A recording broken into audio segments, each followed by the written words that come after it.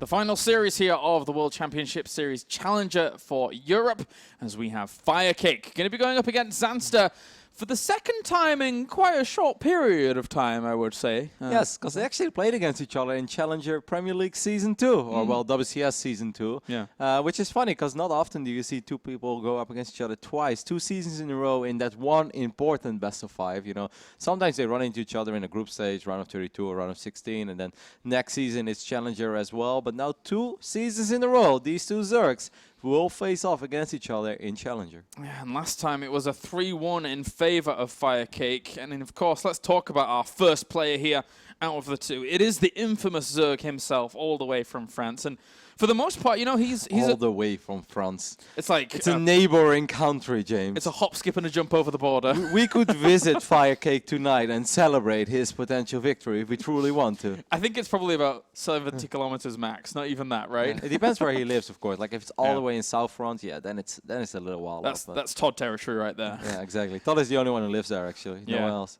Nobody else. That's the only way that Todd can actually find a place to live, as long as there's nobody in a radius of 100 kilometers to greet him in the morning. He's like, "Hello, Todd, how you doing?" He's like, "Why do these people like?" Have you seen that tweet last year of Todd? He's like, "Man, I can't. I get so bothered by the fact that everyone in America asks me how am I doing." It's like, did he really tweet that out? Yeah. Oh God. It's like, "Hey, how are you?" It's like, "Oh, I do not want to talk to you." Special one. It is perfect, Johan, to say the least. And then, of course, we have on the other side, it is Zanster, who unfortunately fell victim to FireCake in the previous Challenger season. And, you know, he hasn't really found the full momentum that he wants in international events. I think I remember Zanster actually going over to the Intel Extreme Masters San Jose and competing in the open bracket there. Yep. But aside from that, you don't see him too often. No, but he is very good, and he's very well respected among the European pros. Like, when you talk about Zanster, nobody will look at Zanster and say, like, Zanster's pretty crappy, you know, that's an easy victory. So he's definitely very well respected. And maybe in the lines of how we used to see players like Marine Lord and, you know, a couple other guys out there that everyone always said they were good. They just didn't really have the results to back it up. And that's kind of how I see Zanster right now. You know, everyone I talk to, they always say, like, Zanster is really good. And I watched him play. He was here quite recently because I sat behind him somewhere and I saw him play a couple games. I think it was at Home Story Cup. And he also looked, man, if you just sit behind him, he looked very fast. He looked very accurate. He's a good player. He definitely knows what he's doing. And this is not going to be an easy series for FireCake. FireCake winning 3-1 in Season 2 Challenger should give him some confidence, of course. But Zanster is no pushover. I think he's even a lot better right now than he was 3 months ago. I think this is going to be a very close one. Maybe a little bit of a confidence booster because of that increase in skill there from 3 months ago to now. So it may indeed be quite close. Our first map is going to be Coda here in this best of 5. For me, when I look at these two players, Zanster, he is one of the true challengers of WCS at the moment because he's been here quite a few times, but he's never truly propelled himself to the heights that he wants to when it comes to the World Championship Series. And then you've got FireCake on the other side who... He's one of the guys that, along with Marine Lord and Littlebow, is leading the French resistance right now here in WCS. And even last season, he was eliminated by his French brethren. So who knows what FireCake could have actually done in Season 2 after having a pretty successful Season 1, I would say. Yeah, FireCake is a very interesting story as well, because he's one of the Zergs that truly came up off the back of that old Swarmos. Yeah. And a lot of people looked at him and said, like, well, that's pretty much all he can do. You know, if they would ever nerf the Swarmos, which did eventually happen, FireCake is going to fall off at rapid speed. Then suddenly FireCake shows up and he shows the world that he can do so much more than just building Swarmos. And I really think if you get very good at one style, you improve overall. And you can still see that his mechanics, especially when it comes to creep spread and stuff, he's not a player that is particularly well known for his creep spread, but I think that's wrong, because I think he's one of the Zergs out there that is very, very good at it. Always has those active tumors. As soon as they get cancelled, he renews them immediately as well. So definitely has the mechanics, but once more, Zanster is a player that's really on the uprising. Recently at Home Story Cup, he won his first group. The group with Blink back then, where Blink took out Patience. But Zanster was able to defeat Blink 2-1. And in his first series, Zanster was able to defeat Hero Marine 2-0. However, in the round of 16, it didn't go too well for him. He had a very tough group. This is ZvZ. It's also, of course, a very different matchups. But we'll see. I'm excited. Yeah, you're totally right about FireCake with what you were saying. He basically became notorious for a style, but then kind of transcended that style very, very well. Yeah. The measure of that transcendence came in Season 1 when he actually did have a good round of 16 and was able to do pretty well. Not push himself further, but did pretty well there. He had those close games against Paul. Do you remember that? Like, of course, the entire audience back then in Poitiers was behind FireCake, and he was really making it hard for Paul. Then on multiple moments, it kind of looked like FireCake was taking control of the game, but Paul, being Paul, just refusing to die, and then suddenly he's up for the army supply, and nobody has any idea how this happened. Fortunately for FireCake, he's not going up against Paul right now, but it is a Zanster. So we are getting ready for our final series already. James, it went by so fast. Yeah, it has, man. Especially since I wasn't here yesterday. But anyway, let's get into it. Yeah, that helps for you, I guess. Huh? I guess so. Spawning up to the top left-hand corner, it is our blue Zerg. We have from Sweden, it is Zanster. And then down to the bottom right-hand corner, we have our red Zerg. From France, it is FireCake. Starting off on the most traditional map in the current map pool, I would say the map that most pros have played the most on. Coda is kind of, what Overgrowth used to be, and Coda and Echo were kind of like the two most accepted maps. In the previous season, Coda survived the split, Echo did not. So now Coda is kind of the go-to map for so many of these pros. Like whenever two pros, start chatting with each other and be like, hey, you want to play some custom games? I'd say 8 out of 10 times, the first map they host is Coda. That's just the way it goes. Yeah, makes sense. Makes sense. It's become a home to a lot of these players. As we'll have to figure out now which one is going to be able to kind of ramp things up a little bit earlier. Already deviations in the build. We're going to see that spawning pool for FireCake to start things off.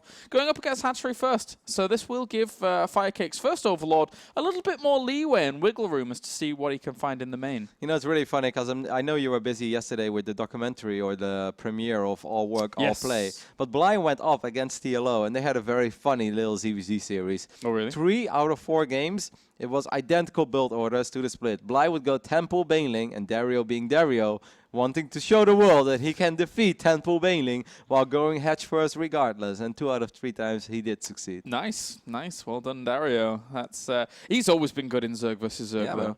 I'm not 100% what you guys said during all of that, but I like to call him a Zerg cannibal because he loves Zerg versus Zerg. I think we may have mentioned that. Thirsty out there for some Zerg blood, I believe. Good, thank you, thank you. I'm glad that you snuck that in there casually. Absolutely casually. It's not like we grabbed the paper and read it off word for word. No, not at all. All right, well, the Overlord's going to get in for both players, actually, and even Zanster got in there and was able to spot the gas timing, so the timings do work out nicely here on Coda for him. Yeah, Coda is, of course, a very straightforward map when it comes to ZvZ. Sometimes you see a small skirmish early on, but I think that both of these guys, I kind of have the feeling this is going to be a roach game. Both players will try to get their upgrades going, will try to cut corners wherever they can.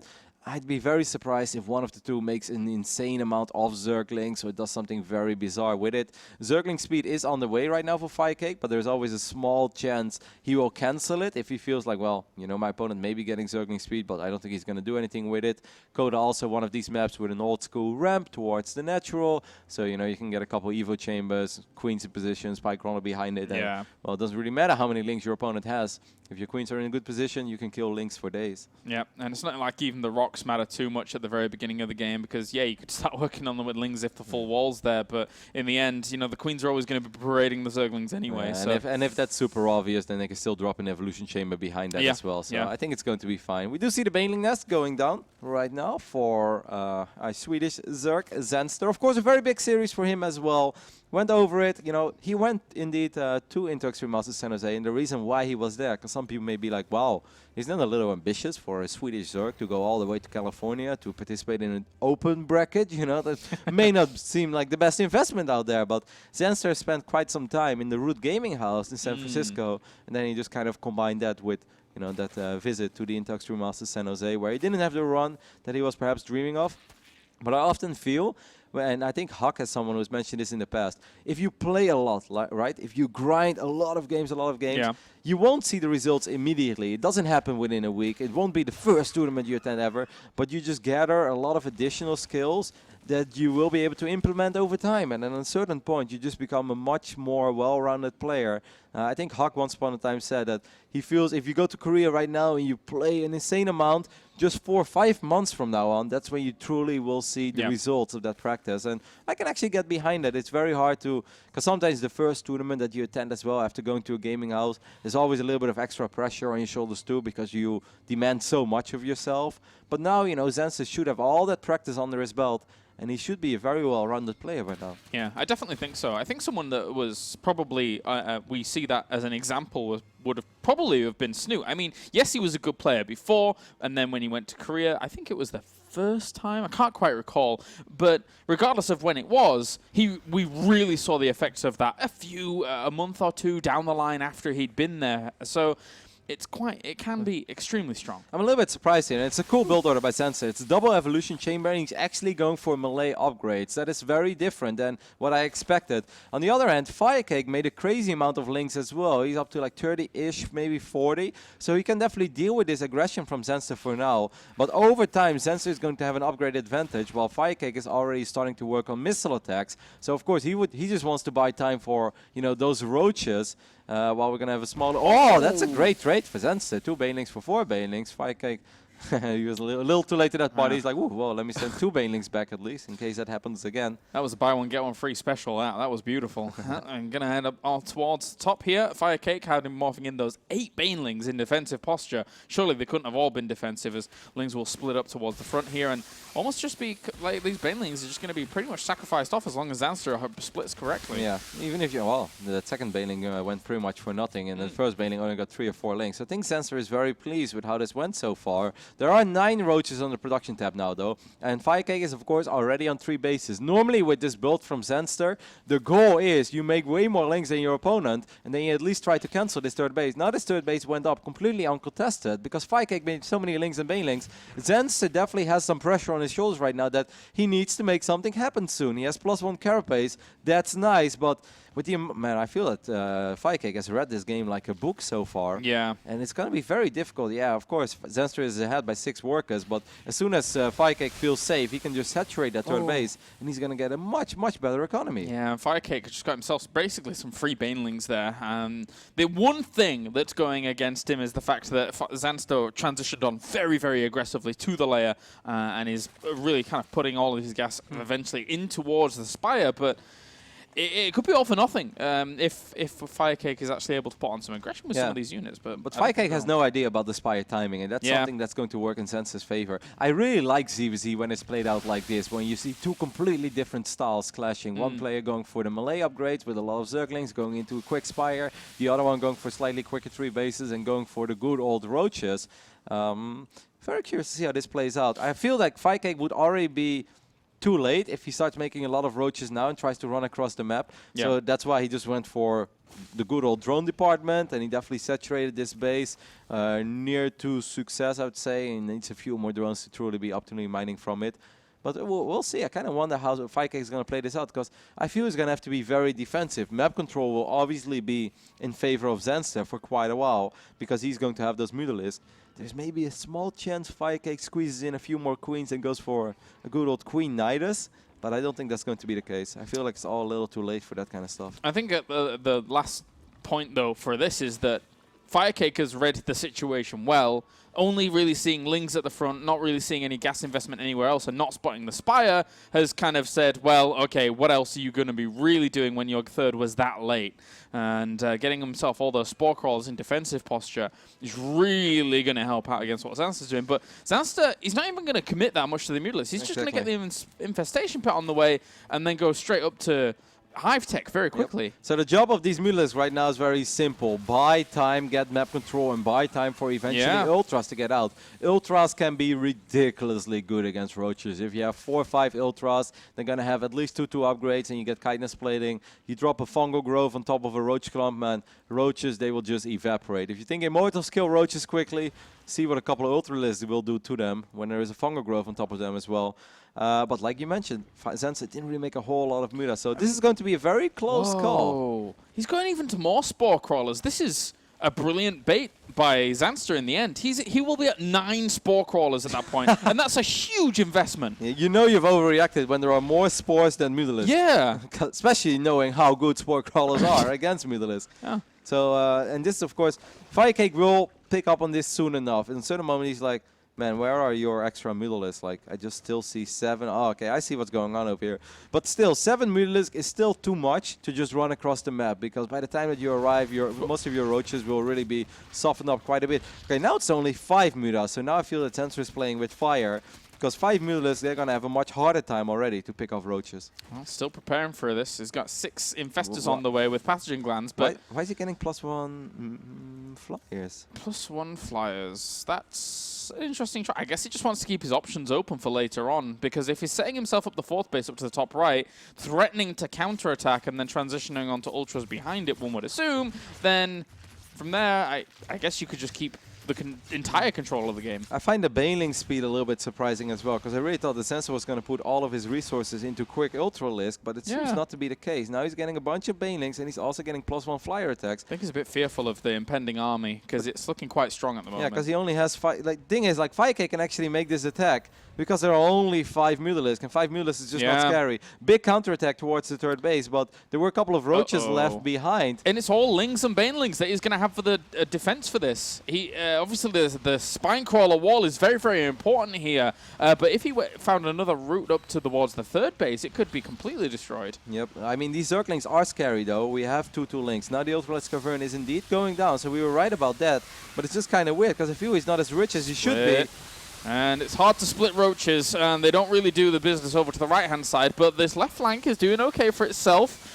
All Zanster has to do is buy time for the Ultralisk Cavern. If he can do that, which looks like he's going to be successful with. He can actually almost clean this up with just Lings. These Lings are quite beefy. 2/2 against 1/1 roaches. These queens getting surrounded as well. Zanster is still down 35 supply, but that's very, very deceiving. He has a massive bank, and he's going to queue up a bunch of Ultras soon. I think this went great for Zanster. Yeah. FireCake has pumped all of this into 20 roaches or so. There's a few reinforcing, but the thing is that he lost all of his infestors without really having them do too much. If infestors land fungal growths on Lings Banelings, it's amazing, absolutely amazing, but they didn't there. Yeah, I have no idea how that actually happened, because he has 5 or 6 or 7 infestors, and I did not see one great fungal, while there were so many Lings and Banes. I don't think that should have ever played out the way it did. Yeah, 7 Ultralisks now in production, and we all know how good infestors are against them. Actually, to be honest, with infested Terrans, they're not too bad in choking them up, but I don't think we're going to see that, because I don't know if he'll have enough to kind of reinforce with it. This is very nice for those Banelings. Oh my god, this hatchery was supposed to fall, and now I have the feeling that it's not going to fall, actually.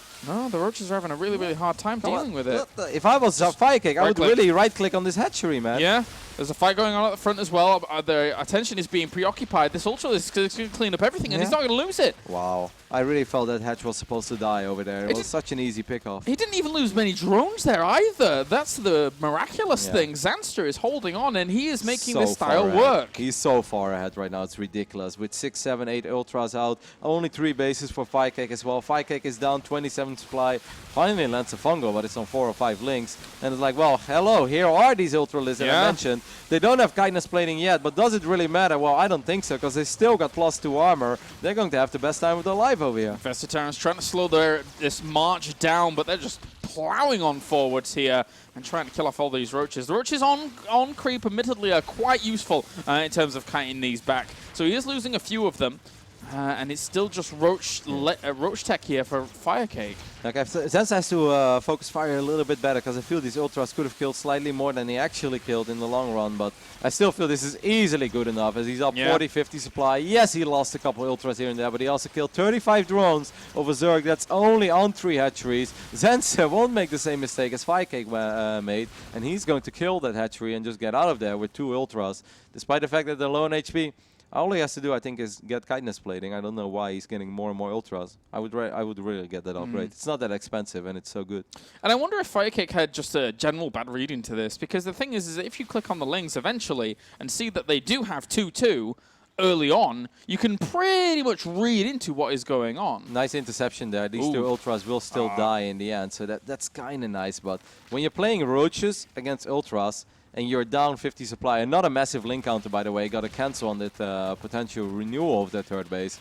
Zanster has done a really good job all game long with counterattacking. Some counterattacks didn't go that great, but some of them did very good. 1 fungal lands, and all 4, 5, 6 roaches will die. And Zanster takes game number 1 with a really cool style that I think is, in general, pretty hard to pull off in ZvZ, but he did it. Yeah, very, very well done by him. I think one thing that was really the linchpin of that when you watch a Zerg versus Zerg like that is when you're just going for those upgrades and when you're trying to transition on that fast, you need something to solidify yourself and make sure that they're not going to be moving out, right? But not only were the Mutalisks a good move for that, but there's 2 packs of Zerglings always threatening for the counter. Beautiful stuff for Zanster to set himself up. Yeah, just like I said, not all of them were successful, but some of them were, and they also at least forced the opponent to leave a couple of roaches behind. Yeah, I think there were just a presence. Yeah, I think there were 2 key moments. One that you mentioned very well, there were 9 Spore Crawlers against 7 Mutalisks, guys. Overreaction, yes, no, maybe? Well, absolutely. And then that attack could have still been very good for FireCake, but I don't know what really happened over there. The Queens were still in the middle of the map because they were really slow. And he had a couple of Infestors, but God knows what happened to those potential fungals because he lost almost 20 roaches just being surrounded by Lynx and Banelings, while that entire army, if you fungal it once or twice, the army of Zanster becomes a gazillion times worse. Like just fungals, just completely shreks Ling, Baneling only.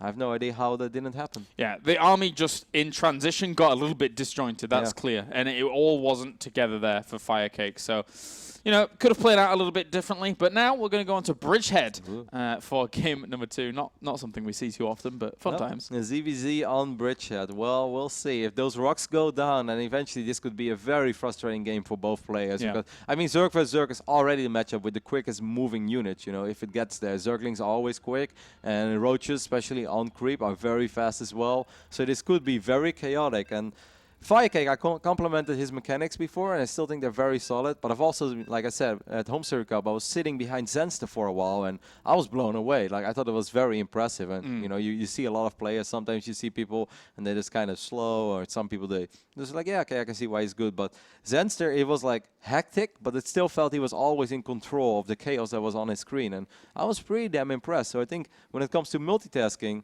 Zanster will definitely be able to stand his ground. Let's get into it then. Game number 2. Zanster leads 1-0 at the moment here in this best of 5. The final best of 5 of the night, as we have spawning over to the right-hand side, representing Team Property. It is Zanster.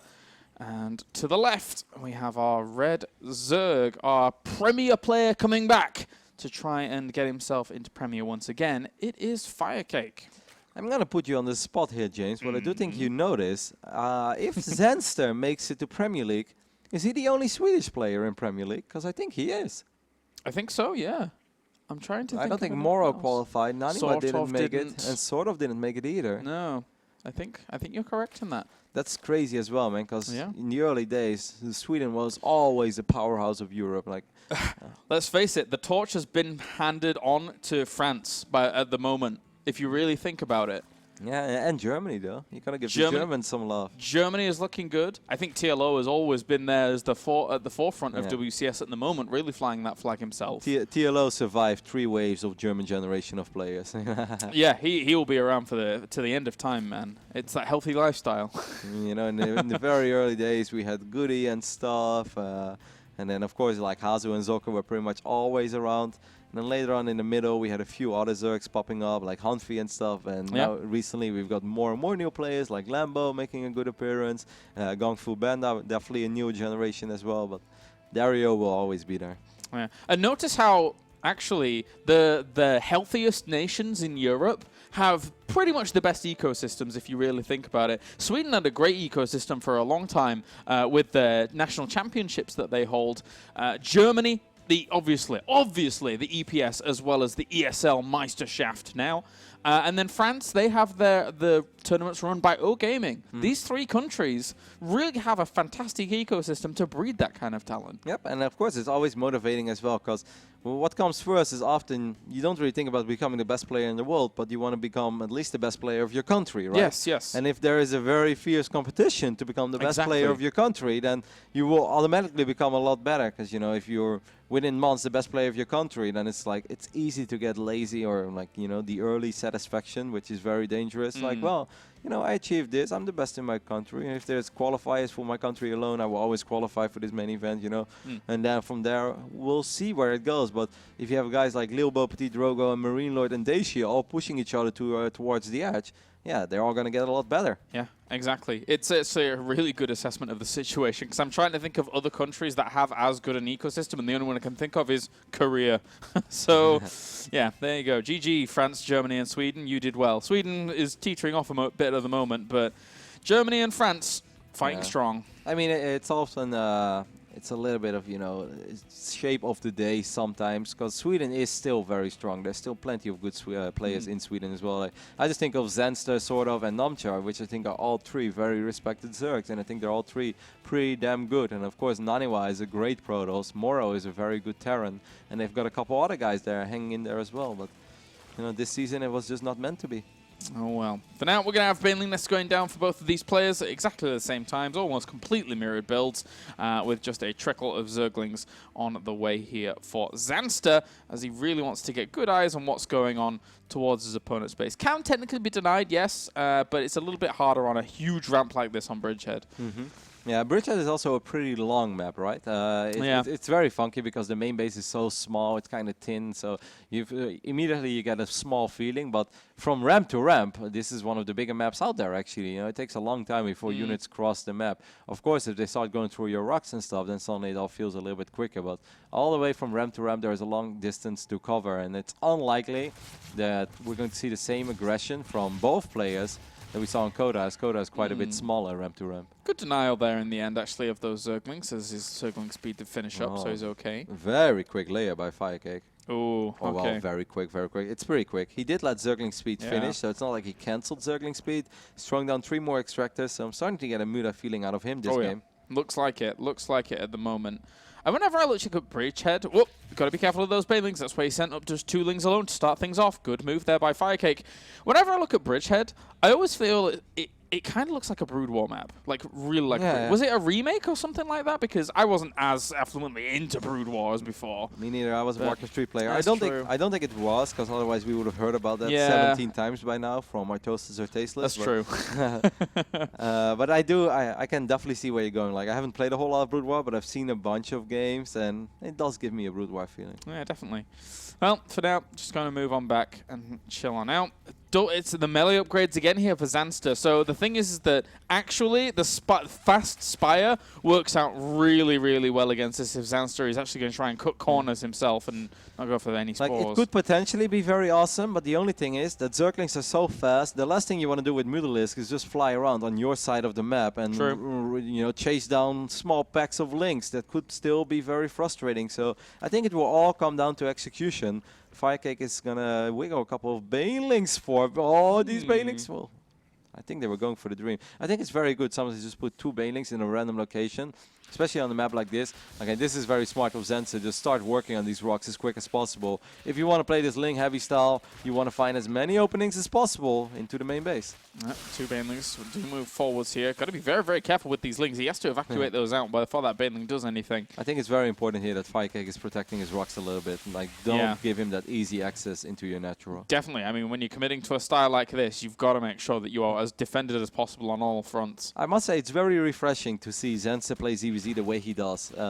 I'm not saying that this is universally the best style or the most solid style all around, but I think it's always cool when a player has his own unique style in a mirror matchup, and it makes watching ZvZ a lot more pleasant than when both players are just producing roaches at the same time. Yeah, I mean, even also Zanster actually seeing all these Banelings, it doesn't really give him the Muta feel right now, because there was a little bit of gas invested into that. 10 Mutalisks on the way, good God. This is going to be scary for Zanster. He's going to lose complete map control, to be honest. I think the best thing that Zanster could do is just still try to make drones and still just make a lot of Lings. Like, his Lings are 1-1 right now against 0-0. Yeah. Do you know what you can do with 1-1 Lings against 0-0? You can go to YouTube and watch a cat video and still win the fight at the same time. But these Mutas are out, like you mentioned. But just because there are a couple of Mutas out, it doesn't mean that the Link party of Zanster is over. No, they're just going to keep running around. And actually, that's quite a lot of Banelings. They're going to try and do something, but the Mutalisks will deny them pretty quickly. Yeah, that was indeed a pretty big investment. Like, if Zanster can kill this hatchery, he's going to be quite satisfied. FireCake left a couple mutas behind. There are a lot of links in the back of the natural. They're going to be able to kill drones at rapid speed once more. They've got those 1-1 upgrades. You said it before, cause chaos, and that's what Zanster is doing. He's on the third base. He's on the mineral line at the natural. This is almost a catastrophe for FireCake, who, you know, yes, he has so many mutalisks, but he can't do anything with them other than janitor duty. This is terrible. Yep, 14, 15 mutalisks, but they're all on his side of the map. It took a while, but he has cleaned up the links. It's 43 workers against 53 now. Zanster will still just try to buy a little bit of time. Of course, it is a little bit annoying, because normally I don't think Zanster expects to face mutalisks that quickly. So I kind of wonder where he's going to take it from here. Like, he knows that hatchery is low on HP. Whoa, I mean, those links, nah, I'm not going to get it right now. Try, but be unsuccessful, unfortunately, for them. As the Sport Crawlers, at least behind all of this, have finished up for the most part. He's getting himself the Infestation Pit, so eventually he'll be able to lock those Mutalisks down. And it's quite the commitment. And FireCake, with Plus-1 weapons on the way, looks to be committing even further. Yep, FireCake now has retaken the worker lead, as he's producing nothing but drones after he has finally stabilized a little bit after that chaos. He took a beating, but it wasn't, you know, a KO beating. Just took a couple punches to the face. And also, now that I look at things, he never replenished a third queen, so he's going to be lacking some lava, while Zanster, well, obviously he's on 6 queens, he's going up to even more, so his defense is going to be, his mobile defense is going to be good to help the spores. What I really like, and gotta give credit where credit is due, is that FireCake is splitting up his mutas in packs, you know, leaving a few mutas behind to defend here, sending a few mutalisks to take care of those rocks. He doesn't fly around like, I would say, like a donkey with 15 mutalisks chasing 1 or 2. You know, that would just be silly, because then he's opening himself up to counterattacks. He's doing a very good job in splitting up his forces. Yeah, completely agree. It can be too easy to get into that one-path mind, and he is not allowing that to happen. But at the same time, Zerglings are still buying him a lot of, Zanster a lot of time, because look at where these Mutalisks have been. Very rarely on his opponent's side of the map where they want to be. Yep. So, brilliant stuff by Zanster. Yeah, so the big question is, right, where are you going to take this from here, FireCake? You've kept that hatchery alive, and it will most likely stay alive for a while, because you got a Baneling there, you got a Spine, you got a Queen. Mutas are still keeping you relatively safe as well. Oh man, it's really cool to see FireCake splitting up his mutas over and over again. I think that's very smart. Link's still just going for wraparounds here and there for Zanster. Looking to do some damage, but the Hive is about to morph in. The Hive is about to morph in. He's got 2-2 finished up. Roaches are now going to clean this one up, and, well, the Ling's buying time, it's pretty much done. It's almost over for them, the little fellows. Look at that one Ling. Left bottom, left bottom. Left bottom. Okay. King Ling. Oh, well done. That 1 HP Ling killing the drone that was supposed to be a fort base. Whenever that happens, I always get very rustled. So the roach count is quite solid right now for FireCake. He's on 16 roaches, and of course he's the one with mutas as well. So you could say potentially nothing is stopping him from attacking, other than the fact that he doesn't know what we know. Like, we see the army of Zanster, and it's like, well, it's actually not all that impressive right now. FireCake, if I were you, I'd try to march across the map, but it's easier said than done. Because, you know, if like 50, 60 links kill your third base and then send it to your main base again, and you lose a bunch of drones, and then you can't actually win the game straight up on the other side of the map, things can get very tricky. But this Muta res is great. He got a queen. He's going to cancel this macro hatchery. This Ultralisk Cavern is actually pretty exposed. That one spore is a little bit out of position. I think if he repositions the Mutas, he could have done some serious damage to it. Yeah, he was looking for the kill on a Hive. That was going to take a long time, and because there are infestors out, he's got to be very careful about his aggressive moves now with these mutas. Couple links going to try to counter this forward base over here on the left bottom side of the map. Pulls FireCake all the way back, or at least with his links. So that's very well done by Zanster. The roaches, however, are still marching across the map. This is a very, very important moment in this best of 5. There's a lot of minerals as well as gas banked up here for FireCake. He needs to do something with that. Of course, Zanster just plowed all of that into Ultras. Yeah, now he's getting his own melee upgrades as well, and Carapace. So maybe he's going to try to fight Ultras with Ultras.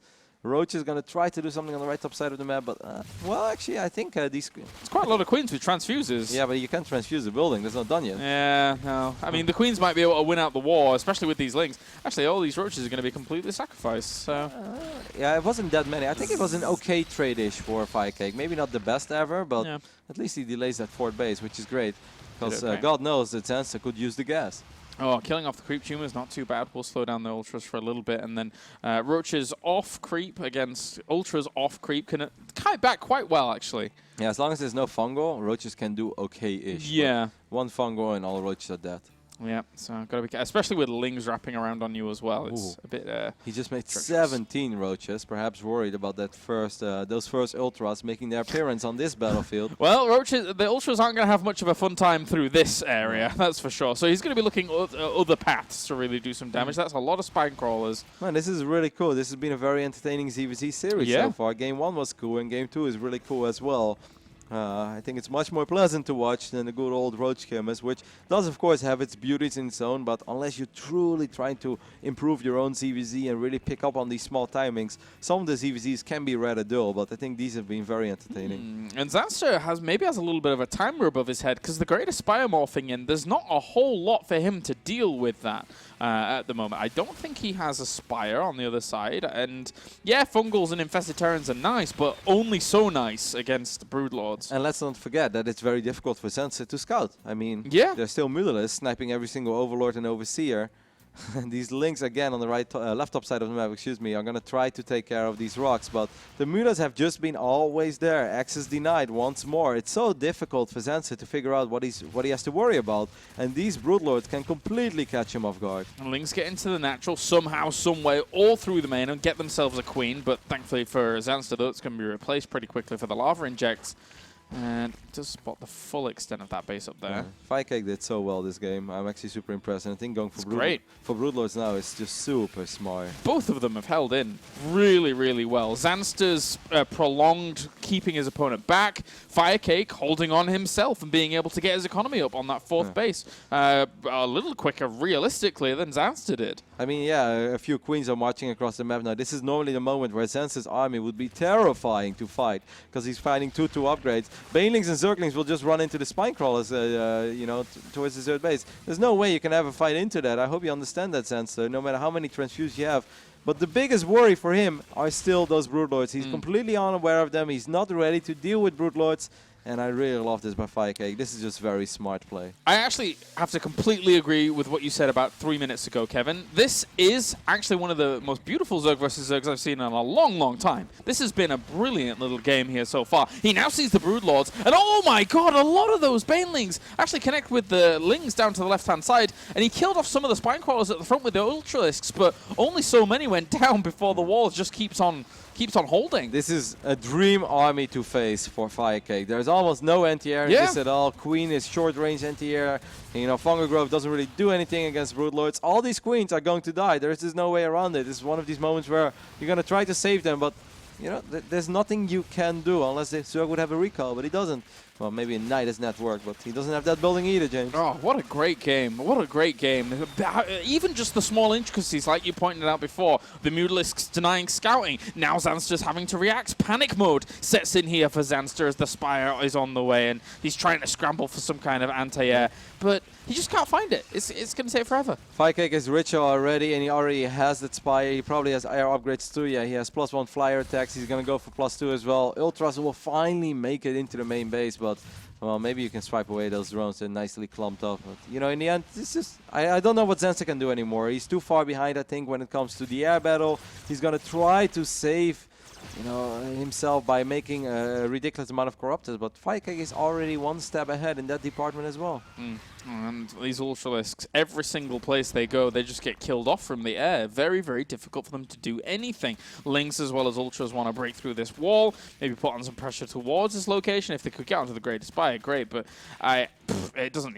This army is ridiculous here for FireCake. Yeah, that would actually be great. I think you made a very important point there. If I was Zanster, I would click on this Spire. Just click on this Great Spire. Because if you can win the air battle, then maybe the dream is still alive. He's ignoring the Spire for now. He's going to go for the Hive, and he takes it out very quickly because these Lings have got good upgrades. But come on, he should kill the Spire. And all in all, I mean, these attacks towards the north as well as the south are trying to exploit the fact that FireCake's army is pretty darn slow at the moment. And that armada here for FireCake is marching through the middle. Corruptors are going to greet Corruptors. I don't think Zanster wants to take that fight just yet. He needs Fungals with this. Yep, well, he lands a Fungal. This actually, I mean, if he kills the Spire, then Zanster could completely turn this game around. He has a few more Corruptors, not many. There's a Spore Crawl that's going to help out a little bit as well. And the Queens, of course, course, will help out the Corruptors. One Broodlord falls, second Broodlord falls. Man, Zanster, is he really doing this? Yeah, he has the higher Corruptor count, and he's got the Fungals. He keeps borrowing the Infestors to make sure they don't die. This is so well orchestrated here by Zanster, who's going to be able to kill the rest of this off. The Ground Army, the Roaches, are actually pushing back some of those Queens, and he will lose this base. Here come the Mutalisks as well. They need to be big game changers. Where are the Infestors? I think they're all gone, right? So he has no more Fungals for this. Yeah, I mean, it takes forever for Mutalisks to kill Corruptors. Somehow, some way, Zanster got out enough Corruptors to kill all these Broodlords.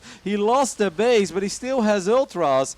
You know, it's ridiculous, by the way. He has killed every single building in the left top side of the map other than the Spire, but it is bleeding out. It'll bleed. He needs a hatchery or an Overlord over there somehow. The Mutalisks as well go into town in the middle of this map. This is a brilliant game. What a sick ZvZ. This is one of the best ZvZs I've seen in a while. It's verging on one of the best ZvZs of all time that I have seen. This is fantastic. The way in both these players are dynamically trying to counter one another. It's actually really beautiful. This is the way that StarCraft is meant to be played, right? Yes. It's like you try to outsmart your opponent over and over again.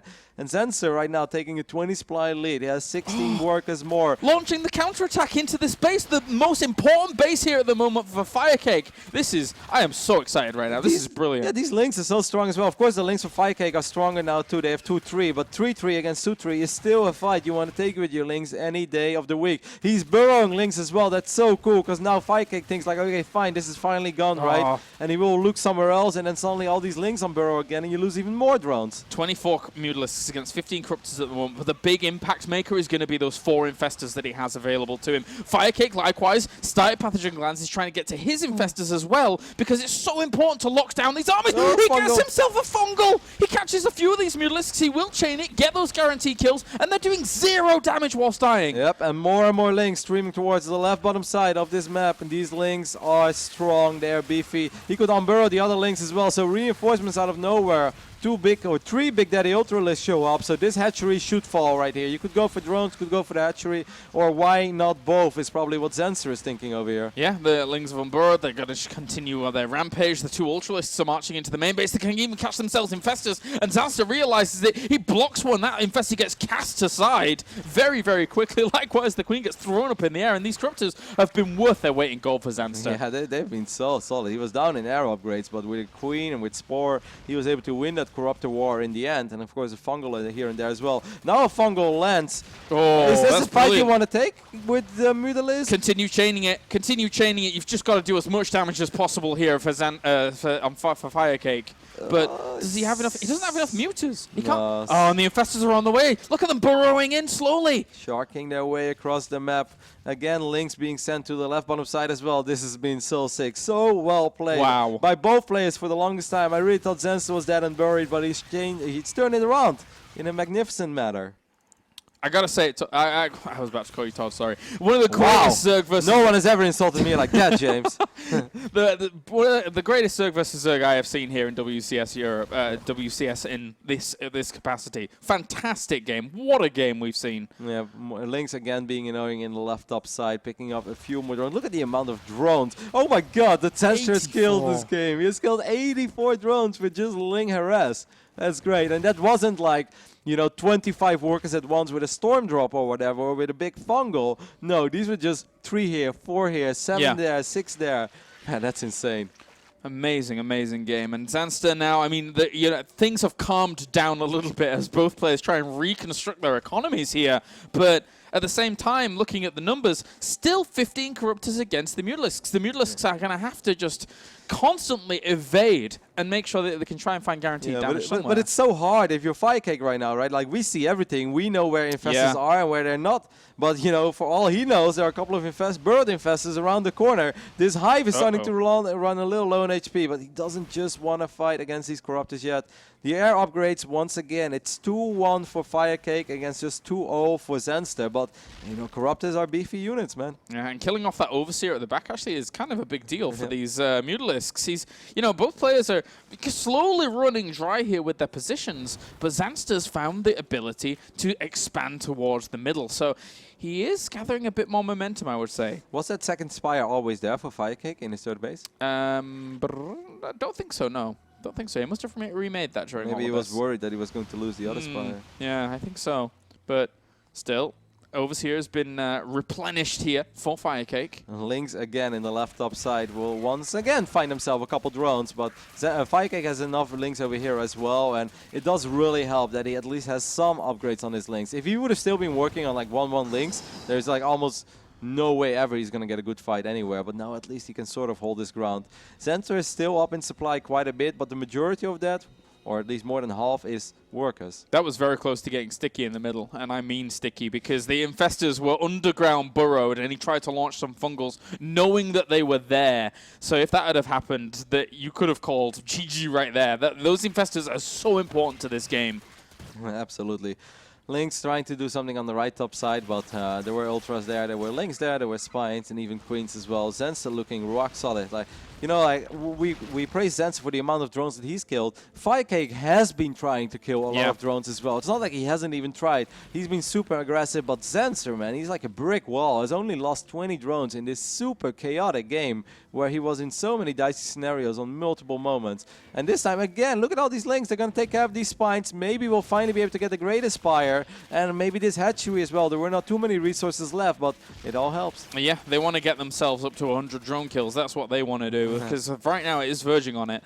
If they're able to just find out that those drones have headed down towards the bottom, but there's a lot of static defense there. So sniping the Great Aspire is a pretty big deal because there is no hive, so that means there will never be a moment where these Mutalisks or maybe Corruptors of FireCake can get +3. But I feel slowly but steady. Zanster is just picking FireCake apart right now. He's up 60, 70 supply. He has units everywhere. He has a stronger army. Look at the minimap and the amount of blinking that is going on almost any given moment. There's been so much happening over here. Got himself up to 94 drone kills now as the Zerglings here keep running Fungo around. on the Corruptors. Oh my god, big Fungo. But at the same time, they're locked down. They're locked down the infestors. And there you go, as simple as it is, once you lock down those infestors with a counter fungal, gotta call GG right there. You need them to deal with those air armies. What a game. What a game. Nah, that was such a joy to watch. Just from start to finish. FireCake, you know, setting himself up so good, doing so many things so well, and then hiding the Brood Lords. And when Zanster was supposed to make his big, powerful push,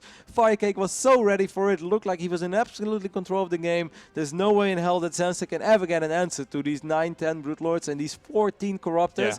With better upgrades, somehow, some way he did it. And just non-stop aggressing. I told you, like, Zanster is sick when there is chaos on the map, man. Like, that was a pleasure to watch. Yeah, he just excels in chaos. And yeah, I don't even know what to say about the game. Zanster takes a 2-0 lead against the same player that knocked him out of WCS Challenger Season 2 and now just needs one more win in this series to qualify for Premier League. Well, it was a beautiful game. A beautiful game. Yeah. I can envisage a world where, you know, you're just sifting through that. You're like, oh, okay, where do we pick out the highlights of this game? You watch the entire thing. You don't watch highlights. You watch the entire game because that was pristine. Once it started, it never stopped. Yeah. There was never a moment where like there was nothing moving on the map. There was always something running across the map. And you know, this is actually a compliment to the map Bridgehead as well. Like I know a lot of the pros are not a big fan of this, but if these crazy rocks don't have an immediate impact on the game and it kind of plays himself out to a 4-base scenario, then Bridgehead has provided some magnificent games already. This wasn't the first one that I've seen on it. Like Snoot TY from IEM was ridiculously good too, and this was awesome.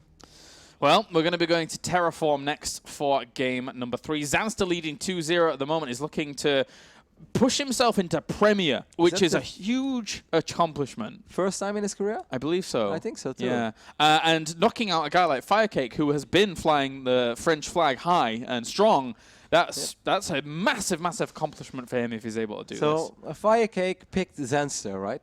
Yes, I think. Because he's the Premier player. Yeah, I think he was slightly down the rung of being able to pick players. Well, he made it to the round of 16, so he shouldn't be super low. He probably was somewhere in the middle of the pack. Yeah, I guess so. Yeah, well, I think I'm not gonna fault him for it because if you feel confident in ZvZ, you probably look at it as like, well, I could go for. Look at Season 2. Look at the challenger there. He dispatched of him pretty well. But here, look at how he's playing. It's phenomenal. Zanster became so good, mate. Like, like I knew that he improved a lot, and we saw at Homestead Cup already. They were solid. The round of 16, he just didn't really get together. But he had a difficult group. I think he played against Petit Drogo as well, who's notorious for his PVZ. You know, they're so well known for it. Yeah. So the fact that he wasn't able to get it together back then, but So far, so good. And like, if he's able to win this series, yeah, there would be an upset in the eyes, I think, of many. And that immediately also makes me so excited to see him in action in actual Premier League, see what he does over there. Because if I'm a pro player right now and I'm looking at this, of course, you know, every matchup is different, and it doesn't matter how good you are in ZvZ. If your ZVP is a lot weaker, then the pros will still pick you, right? It's like, yeah, well, I know he's good in Mirror, but that doesn't really have any impact on our matchup. Yeah. But if I was another Zerg in Europe right now, wouldn't want to play against Zanster. He looks very good. I wonder if FireCake could be a little bit mentally broken after a game like that. Yeah, because you feel you do almost everything right. Exactly. For the first 15 minutes, you feel like FireCake does pretty much everything right. And even then, it snowballed and snowballed and that wasn't a snowball, actually. That was an avalanche right there. It's from both sides. It was like two avalanches hitting each other, and all of a sudden, Zanster finally comes out on top in that. I told the players, actually, in game, and I rarely do this, amazing game, because that, for me, that game is the highlight of Challenger. Yeah, no, but this is why we want to watch StarCraft, right? Yes. You know, like, these are the games that we do it for, why we love this game, because I see this game, and, you know, like, I play the game a lot, and I try to be still remotely decent, but I notice it as well, that I'm just slow compared to some of these guys out there. And if I see this game, it's like, it's hard to cast. Like, how are they playing? You know, how are they making correct calls while only seeing half of what we do? So much chaos. This is awesome. Next map is going to be played on Terraform. The Swedish Zerg Zanster is up 2-0. He's the challenger against the Premier League player FireCake. Is he going to be able to close it out in 3 games? Or will we have more very joyful ZvZ to watch? Let's hope so. How these have shaped up, as we have spawning up to the top left-hand corner, it is our blue Zerg. It is Zanster. And down to the bottom right-hand corner, we have our red Zerg. Of course, we have the notorious FireCake. Notorious. That's some rapping thing, and I assume. You were almost right. Yeah, I mean, you were right. Oh, okay, cool. You should know it. Do I? No, nope. Come on. You're not going to tell me here live in front of all these people you don't know the notorious B.I.G. Oh, Pig does that. Pig? Oh, yeah. Yeah, the notorious P.I.G. I know that bit. I don't know. Okay. Maybe I've heard of it. You should, James. Like, just lie, okay? Just say that you know his songs, because every man should know. You don't have to be a fan, but you should at least know. It's music history. I know of the phrase, but I've never heard it. So you have no idea who Notorious B.I.G. is or was? I know of him, but not anything more. All right, no, that's good enough. Different strokes for different folks, James. I guess so. All right, well, already, spawning pool for FireCake. So, as you said, different strokes for different folks. They're going to be going slightly different builds here to start things off with the hatchery first here for Zanster. But, god damn, Zanster has got to have confidence now after these 2 games. That's one of those games where you feel like you're on top of the world. Yeah. You know, like, whether... even if that's a ladder game, that's going to make you feel so good. It's very satisfying to win those nail-biting games where you're very much aware of the fact that, you know, your opponent did something very good and you got outplayed for a bit. And then if you can still turn it around in the same game, then it's just like, yeah. Exactly. If I have that ladder game, I get up from my desk in StarCraft and I'm like, well, I beat StarCraft, guys. GG, it's over for today. I'm going on a rest. Because that was brilliant. Oh, well, time to calm down a little bit and see what Terraform has in store for us. We can only hope. I mean, if I'm Zanster right now, I'm not sure how... Terraform is a map with multiple paths as well, so this Ling upgraded style could potentially work pretty well for him again. And, you know, it's really funny, because I think back of my good old friend, Mr. Bitter, who was always a massive fan of these, like, double evil... He was, yeah. And he kept going on about it, loved every single game, and I was like, man, like, just drop it, mate. Like, it's never going to happen. People love roaches. It's like, just take a breather. You know, he's like, no, man, like, it could work. And it's really cool to see someone like Zanster doing it in such an awesome way. Oh, Ben. I recall, I don't know why this happened yesterday, but I recall seeing the picture of him with the Canadian flag in the back of his head, shaved into his head. I'm thinking to myself, yeah, he loved this style so much, he'd shave the melee symbol into the back of his head and be totally fine from there. He really enjoyed it. Bless him. Yep, Zergling speed on the way for both players. Zanster stopped. No, actually he did not stop mining gas. I thought he pulled drones off it for a bit, but he's still mining. FireCake on the other hand did pull away 2 out of the 3 drones. Yeah, Zanster could actually go for something pretty aggressive here and really shake things up. There's the Baneling Nest. Yeah. That is quite quick. Maybe he was anticipating FireCake's will to be completely broken and for him to be doing something a bit aggressive himself. We often see that, right, in a best of 5. Yeah. Where if there is like a 30+ minute game, which is just exhausting mentally as well, you know, when there's so much going on, and then on a certain point that people just kind of, you know, all hope is lost, and it's just like, you know what, to hell with it. This way. This guy seems to be unbeatable today. I'm just gonna, you know, go all out in game number 3, make a massive Link Bane attack, and if it works, it works. If it doesn't work, well, so be it. Well, at the moment, the Baneling Nest for FireCake is so far tucked away with the lings that he's got on the way as well. If he makes more lings from this Overlord... Well, drones. Starts drones. That could have been crazy because he had 10 on the way and it could have been the sickest read for Zanster ever. But as is the case with 10 lings, it's not that big a deal. Yeah, Zanster even got a spine. I feel like the spine screams confidence. It's like, as long as you don't all-in me, I'm going to be fine, matey. Like, that's just kind of what I feel this spine does. Of course, it's always nice to have an anchor like that, especially when Zanster probably doesn't want to produce a whole lot of links early on. It's still drones. FireCake is going up to 3 bases now. Other than that, it's a very dead even game up to this point. FireCake is dropping the Roach Warren. Zanster doing the same thing, so he is going to switch things up a little bit. Yeah, Zanster doing very, very well. It could be, since he didn't start his layer yet, he's taking a lot of extra gases. It could potentially... Nah, he should just go up to layer. 2-base Roach play? Yeah, I thought maybe some Roach Link Bane, but, well, he's making links, but I feel like this Roach one is just too late for a big Roach attack. I think both people are accommodating for it. If you look at how many Overlords are coming out, 3 each. Yeah, so really opening up the taps. Maybe he is doing it, but I just kind of feel that the Roach one was a little later than I expected it to be. Well, if we do see a lot of roaches from either side, both of them I think it's going to be Zanster for sure. Zanster kind of has to right now. Still no layer, no third base. Come on, just queue up all those roaches and march across the map and maybe march your way straight into Premier League. Maybe. FireCake's already taking good precaution, though. Yeah. They're almost doing identical builds. Almost identical. Yeah, but this is so much better for FireCake. Yeah, because he has a third... he cancelled it! Oh my god. So he is actually... this is now bad for him. Yeah. Because there's going to be defender's advantage here for Zanster if FireCake really presses the issue. Wasn't he going up to layer? Who? FireCake? FireCake? Well, if he was, it's not there anymore. No, I thought he was going up to layer as well. So both players are just doing the exact same thing. It's like, I'm going to attack you. No, wait, I was about to attack you. So if I'm Zanster right now... Oh, no. Ooh, yeah, Zanster goes up to layer now, and I think that makes perfect sense. Yes. Because if I'm Zanster, I'd be like, well, I planned on attacking you, but if you want to attack me, that's fine. I'll take defender's advantage any day of the week. And he already did a little bit of damage to those links up towards the top. Army Supply is in favor of FireCake technically, but the reinforcement point would have already been on Zanster's favor, so he would have been in a totally fine spot. It's difficult to run away over here for FireCake because of all these links. They complicate things a little bit. They get a lot of unanswered damage out, and every single time that the roaches stutter step to shoot at these links, that means that the roaches of Zanster are going to shoot as well. Yeah, he shouldn't push too far past this shrubbery, though, just in case there were extra reinforcements. Oh, but then again, he had the vision for the Overlord. So it would have been fine. Zergling's tried to go for a counterattack. Didn't really work out there for FireCake. I mean, Eunice lost resource step slightly in favor of Zanster. Yeah. FireCake right now renewing this hatchery, probably asking himself and kicking himself for the fact that he cancelled it. And if Zanster saw the drone heading up towards that position, he knows he's forced his opponent into an alternate path that he didn't necessarily want to go down. Wow. Zanster's layer has finished up. It's going to start roach speed immediately. No layer yet for FireCake.